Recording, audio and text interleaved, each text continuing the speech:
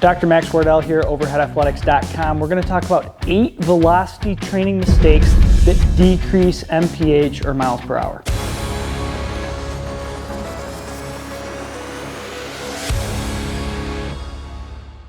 We're going to jump right into this video. 8 velocity training mistakes that decrease miles per hour or decrease your velocity on the field. I would say the number one mistake that I see done that leads to athletes coming to my clinic injured is jumping right into weighted balls without any sort of prerequisite training. Athletes jump into weighted balls, they grab the heavy balls, they grab the light balls, and they just start chucking these balls around without ever addressing any of the things we're going to talk about later from a mechanical perspective to a strength perspective, and they end up putting their arm in positions that are going to cause injury. So if you have not yet engaged in any sort of formal training program, and even if you feel like you have, what you need to do is make sure you've maximized all of your throwing mechanics, maximize your rotator cuff strength before you just jump into throwing some sort of heavy ball because somebody else did it and they threw faster as a result. Take these balls, toss them off to the side for now, and make sure that you focus on some of the requisites like rotator cuff strength, flexibility, and those sorts of things, which brings us to number 2. Just because somebody threw faster doing something,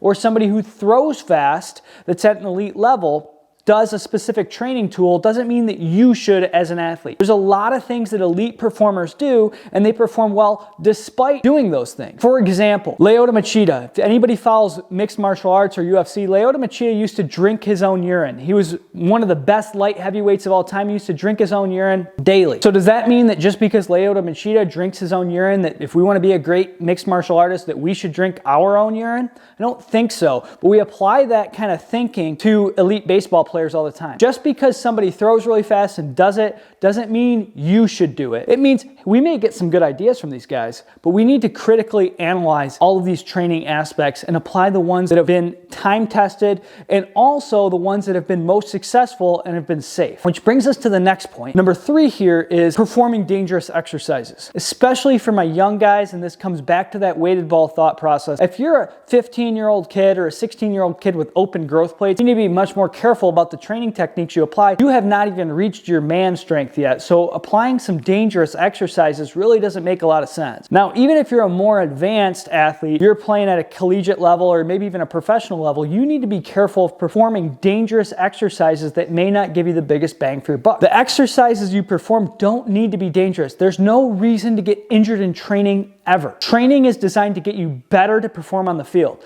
And if it poses a unique risk to you, maybe that's a snatch overhead or a power clean when you don't have adequate ankle range of motion or wrist extension or shoulder range of motion or lat flexibility, and now you put yourself in a terrible position. So don't waste your time with dangerous exercises that may have questionable carryover to the field. You can always talk about not just dangerous stuff, but also doing too much of different things. And one of those things is throwing too much. And this is something that's been beat into our heads over and over by the research because we do a lot of research on pitch counts. But throwing too much, if you play on 2 teams, a high school team and a summer team, and you're practicing and pitching on 6 days a week or whatever it is, that's probably too much for you. You don't need a ton of throwing. What people don't realize is at the collegiate level and at the professional level, we don't do that much throwing. We throw when we need to. During the course of the week, we have many off days. In the high school level, you're pitching, you're playing the field, and then you're playing for a summer team. You're going to be overloading your arm, not just with the pitches you throw in the game, but consider all the throws you make to warm up, to play the field, and to throw with your buddies at your summer ball practice. Number 5 here is not training for rotator cuff strength. You need to have a strong and stable shoulder.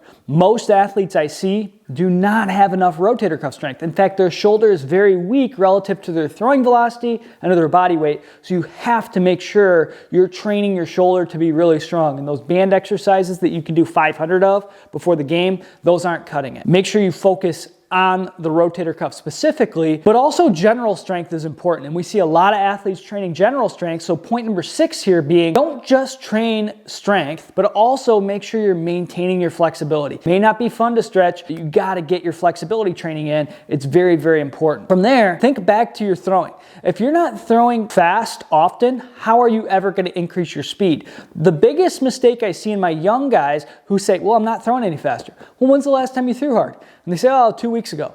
Okay, well, if I wanted you to sprint faster and you only sprinted faster twice a month or once a month, do you think you would actually increase your running speed? Well, no. Same thought process here. You have to throw hard on a consistent, regular schedule to be able to increase your throwing velocity. So if you want to run fast, you run fast. If you want to throw fast, you need to throw fast. But that also brings us to the next point, our throwing mechanics. And we need to train our throwing mechanics to become more efficient. But one of the things that really kills people's velocity is constantly thinking about their throwing mechanics. It's not about thinking about your mechanics. It's about training your mechanics in such a way where you don't have to think about it. And that's one of the things we've developed in our online programs. And that's why I encourage you to check out our website, overheadathletics.com, to check those out. If you're thinking about your throwing mechanics, you're losing speed. You can't move fast and think about how you're moving when you do it. And so that's our 8 velocity killers that decrease your speed on the field and on the radar gun. Those are things that are easy to fix, low-hanging fruit, easy for you to work on as an athlete. If you guys stuck with us through this video,